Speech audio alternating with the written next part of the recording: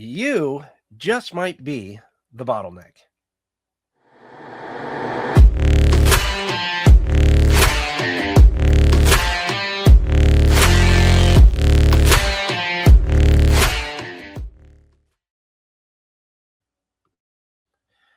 All right, welcome back to episode 13. It is now, as the date of this recording, July 3rd, 2026. Tomorrow is our wonderful 250th 4th of July celebration. And the title of this episode is You Are the Bottleneck.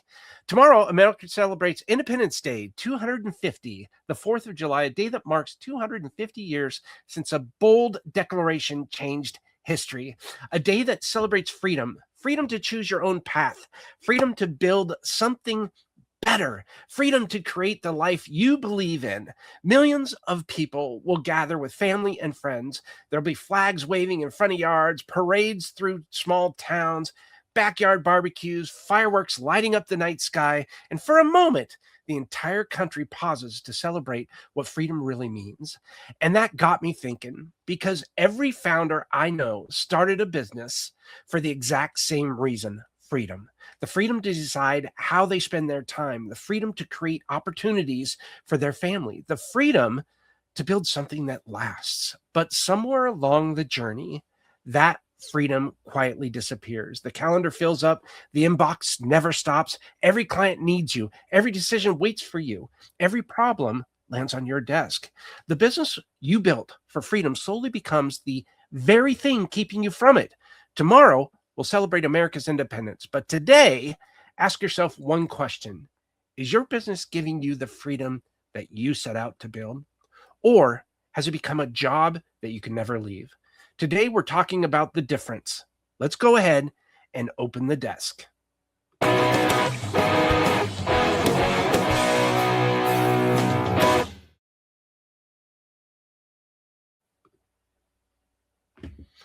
Well, we're going to go ahead and open the desk today.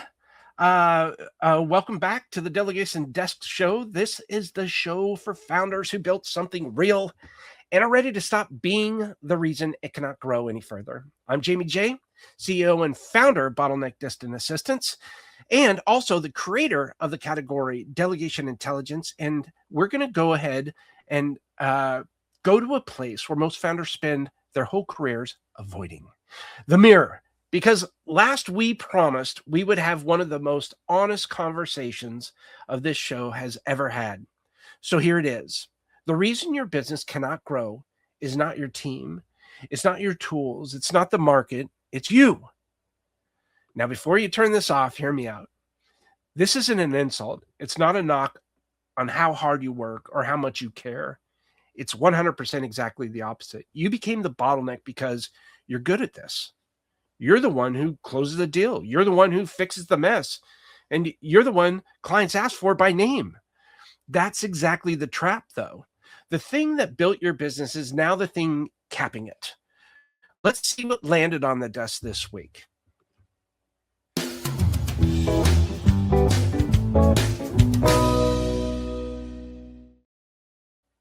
All right, here's what's landed on the desk this week. A founder reached out and said something I hear all the time. He said, I've tried to delegate. I've hired people, and somehow everything still comes back to me. He's not lazy, and he's not a control freak by any means. He's doing what most founders do. He hired hands instead of building a structure. So he had people, but every one of them still needed him to make the call. What gets approved? What gets prioritized? What happens when something goes sideways? All roads led back to his desk. And that's exactly what being the bottleneck actually looks like. It's not that you do everything yourself. It's that nothing moves without passing through you first. And here's the part nobody wants to admit. You can be the bottleneck even with a full team around you. In fact, that's the most common version of it. A team that looks busy but can't move an inch without your sign off. That is not a staffing challenge. That is a structural challenge. And the answer is not another hire. It's a department built to carry the work that currently lives in your brain, right? So let's go ahead and check out our candidate on the desk.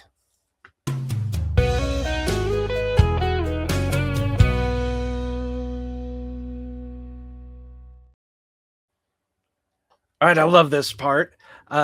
Today's candidate is an AI fluent executive assistant with expertise in operations and customer success. And this role keeps both business operations and client experiences running smoothly. Because as organizations grow, communication becomes way more complex.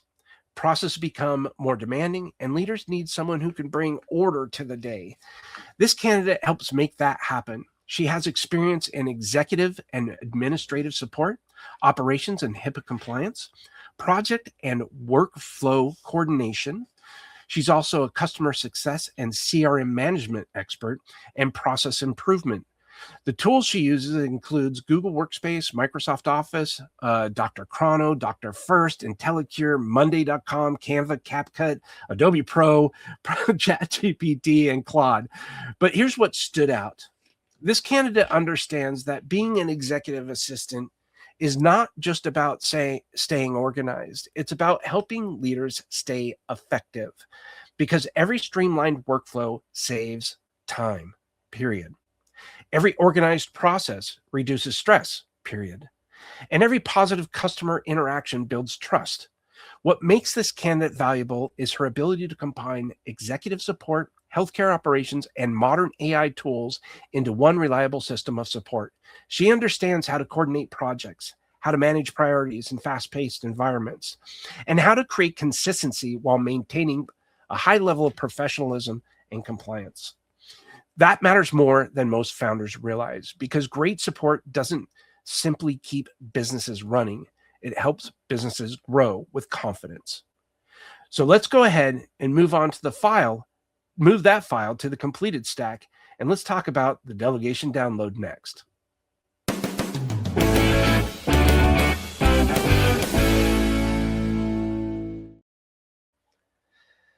Let me give you a simple way to find out if you are the bottleneck. It's a test, and it takes about 10 seconds. Ask yourself this. If I disappeared for 2 weeks with no phone and no laptop, what would break? Now make a list. Every single thing on that list is a place where the business depends on you personally. And every item is a clue about what to build next. Here's how you start working through it. First, sort the list into 2 columns. One column is work that truly requires you, the vision, the leadership, the relationships only you can hold. The other column is everything else. I promise you the second column is longer than you expect. Second, look at the second column and find the administrative load, the scheduling, the coordinating, the chasing down, the organizing, anything that's repeatable. That's the first thing that should leave your plate. Not because it's unimportant, because it doesn't require you and it's stealing the hours you need for the work that does. Third, stop thinking about this as handing off tasks. Start thinking about it as building a structure that carries them. A task you hand off comes back when the person has a question. A structure you build keeps running when you're not there. That's the whole difference. And here's the mindset shift that makes it work. You are not giving up control. You are trading control for the small stuff, for control of your time. That is not a loss. That's the smartest trade a founder can ever make. So let's go ahead and hop into the category corner.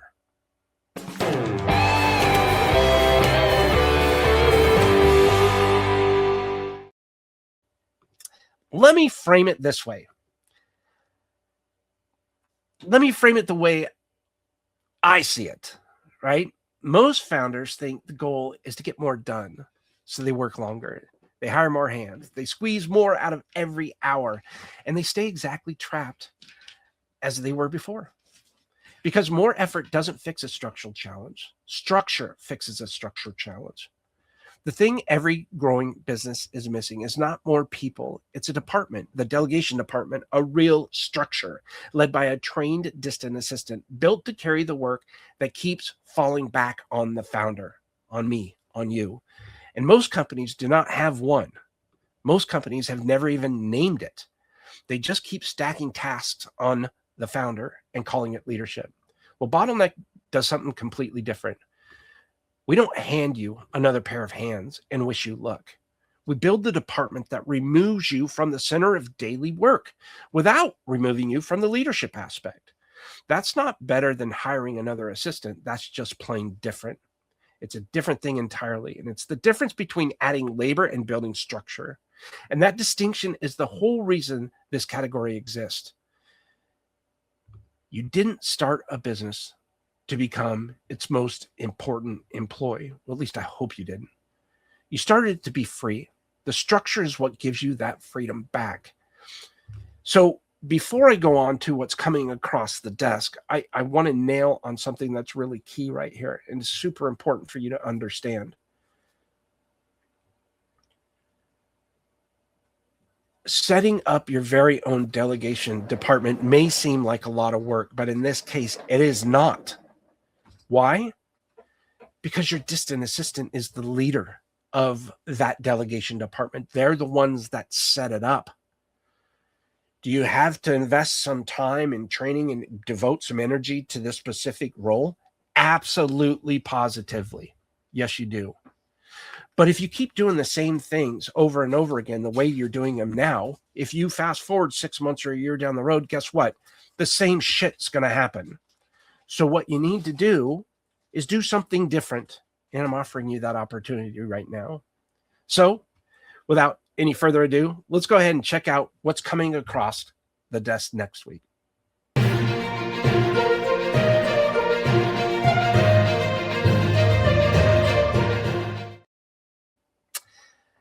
All right, next week we go one layer deeper because here's what usually happens after an episode like this. A founder nods along, admits it, says yes, I'm the bottleneck, and then does absolutely nothing about it. Why? Because knowing you should let go and actually letting go are two completely different things.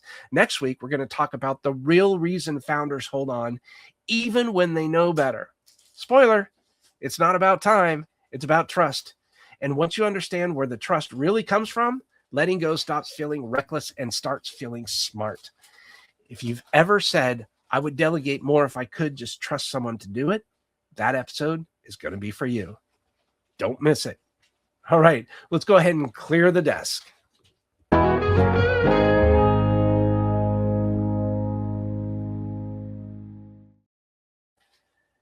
And before we wrap up, I want to leave you with this. Admitting you are the bottleneck is not a failure. It's the most honest and most powerful thing a founder can ever do because you can't fix what you won't name. The moment you stop defending the cage and start dismantling it is the moment your business changes. You don't have to disappear from your business. You just have to stop being the only one holding it up. And that is what Delegation Department makes possible. An executive assistant who guards your time, a structure that carries a daily load, a business that keeps moving, whether you're at the desk or out on the lake. And we built a free assessment called the Delegation IQ Blueprint. You might be able to find it in our new website. We're kind of tweaking it right now. So it's either the Delegation IQ Blueprint or the Bottleneck Finder, and you can find out what your bottlenecks are. And this is going to show you exactly where your business depends on you too heavily and what it would take to start changing that. You'll find the link below. If this episode landed, please subscribe. And if you're ready to declare a little independence of your own, go ahead and take the assessment. Remember, you spent the 4th of July celebrating freedom. Now go build a business that actually gives you some. Build a department, clear the chaos. And now I'm going to hand it over to our producer, Jeff, who's going to bring us home for the next episode.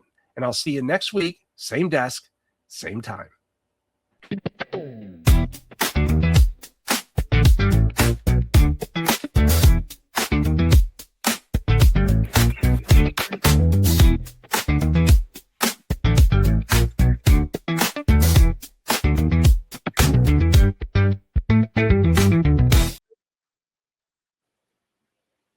Hi, everyone. And I thank you personally because you're still here, hearing out the words that I'm saying after every episode. Because I just like what I said to Sir Jaime previously, that I am preparing my scripts every time I'm showing up at the end of the show. But it ends up that I'm not reading that totally because, I think sharing my own experiences working here with Sir Jamie and the team, I can say that I can express my feelings on what I did, because I, just like what I mentioned previously, I started here with Bottleneck as an assistant as well. So I know how it feels like when a CEO or a founder is feeling trapped or being being burned out with everyday tasks, because he has a lot of things to do, not just with the business, not just with the things that he's doing for work, but he also